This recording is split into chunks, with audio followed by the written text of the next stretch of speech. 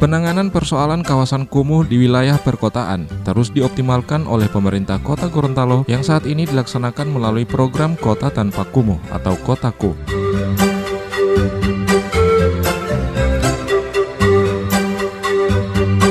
Sejak tahun 2016, program ini sudah dijalankan yang disebar melalui skala lingkungan dan skala kawasan di 12 kelurahan sekota Gorontalo dengan luas 225 hektar.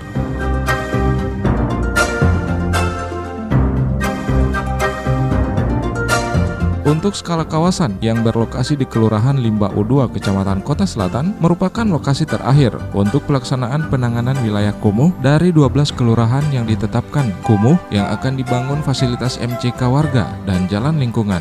Upaya ini dilakukan sebagai salah satu komitmen pemerintah Kota Gorontalo untuk penanganan wilayah kumuh tuntas pada tahun 2019 mendatang, sehingga dalam hal ini diperlukan adanya partisipasi masyarakat untuk menjaga dan memperhatikan kebersihan lingkungan pemukiman. Sudah jalan, dan ini yang disampaikan Pak Herman tadi, ini yang terakhir untuk saya laksanakan peletakan batu pertama pada hari ini. Jadi puluhan miliar anggaran ini digelontorkan untuk memperbaiki lingkungan yang ada di Kota Gorontalo.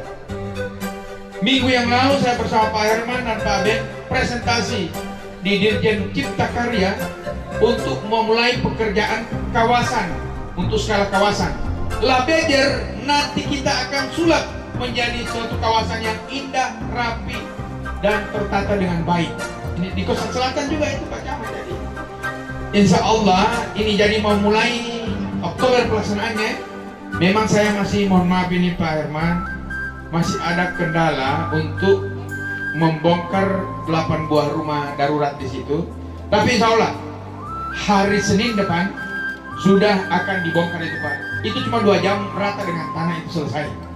Karena kita juga tidak mau menggusur-gusur. Kami siapkan dulu tempat tinggal baru kami kasih pindah. Itu cara membangun. Tidak boleh memaksa orang pindah di situ walaupun dia ilegal tinggal di situ. Bangun lo bele, toh tangga-tangga, toh saluran tidak boleh. Baru di jalan lagi. Nah, maka oleh karena itu saya bangunkan mereka Rusunawa. Alhamdulillah ada 8 orang yang pindah ke Rusunawa, banyak nih. Dan 1 orang pindah ke Panti Jompo karena suatu sekali ke 78 tahun dan dia bersedia untuk pindah.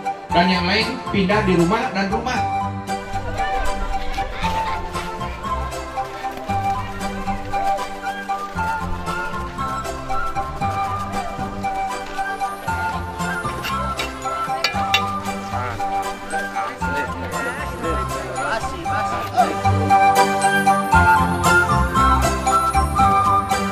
Tim Liputan, Advertorial Mimosa TV.